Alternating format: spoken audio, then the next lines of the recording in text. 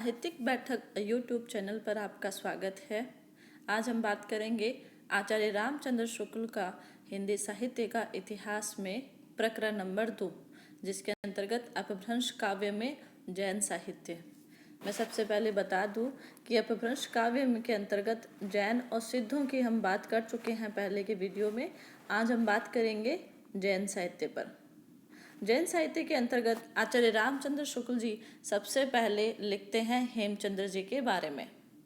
आचार्य रामचंद्र शुक्ल लिखते हैं कि ये सबसे प्रसिद्ध जैन आचार्य थे और इन्होंने एक व्याकरण ग्रंथ लिखा था जिसका नाम था सिद्ध हेमचंद्र शब्दानुशासन।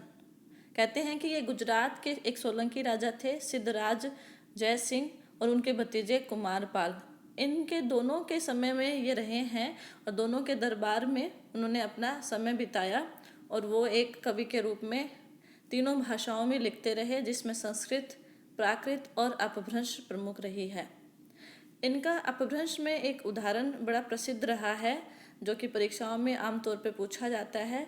वो है भला हुआ जू मारिया बहिनी मारा कंतु लाजेजुम तू वै सिंहऊ जय भग्गा घरु एहंतु, यानी कि हे बहन, हमारा कांत कांत होता है पति, अच्छा हुआ जो युद्ध क्षेत्र में मारा गया, अन्यथा अगर वो पीठ दिखाकर घर भाग आता तो मैं अपने समवयस्क सखियों को क्या मुंह दिखाती, अर्थात मैं लज्जित ही होती।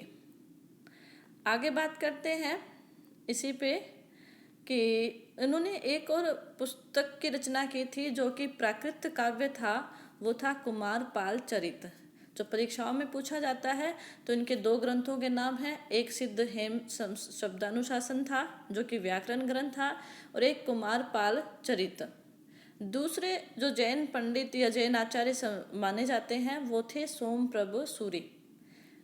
इन्होंने 1241 के आसपास संवत में कुमारपाल प्रतिबोध नाम का एक गद्य पद्यमय जहाँ पे होता है उसको काव्य में चंपू कहते हैं, संस्कृत और प्राकृत में एक ग्रंथ लिखा था।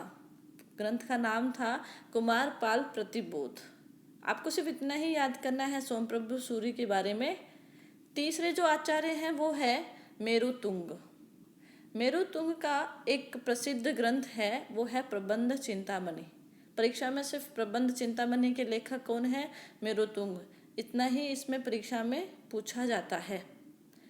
अगले और जैन की ही इसी परंपरा में एक और नाम दिया है इन्होंने अपभ्रंश में ही हमीर रासो के सारंगधर का। कहते हैं कि सारंगधर ने एक पुस्तक लिखी थी सारंगधर पद्धति, जो कि एक सुभाषित संग्रह का ग्रंथ था। उसके अलावा इनकी हमीर रासो बड़ा प्रसिद्ध रहा है। शुक्ल जी ने खुद कहा है कि हमीर रासो मूल रूप से कभी प्राप्त नहीं हुआ। प्राकृत पिंगल सूत्र लक्ष्मीधर का एक पुस्तक है, उसको उलटते पुलटते हुए जब हमीर की कुछ वीरता के कुछ छंद प्राप्त हुए तो उसी के आधार पर उन्होंने ये कल्पना की कि हमीर रासो के जो रचनाकार थे वो थे सारंगधर। बस इतना ही था। इसके अंतर्गत बहुत ज़्यादा सामग्री नहीं मिलती है इसमें रामचंद्र शुक्ल के पुस्तक में, तो हम यहीं पे बात समाप्त करते हैं। चलेंगे अगले वीडियो में।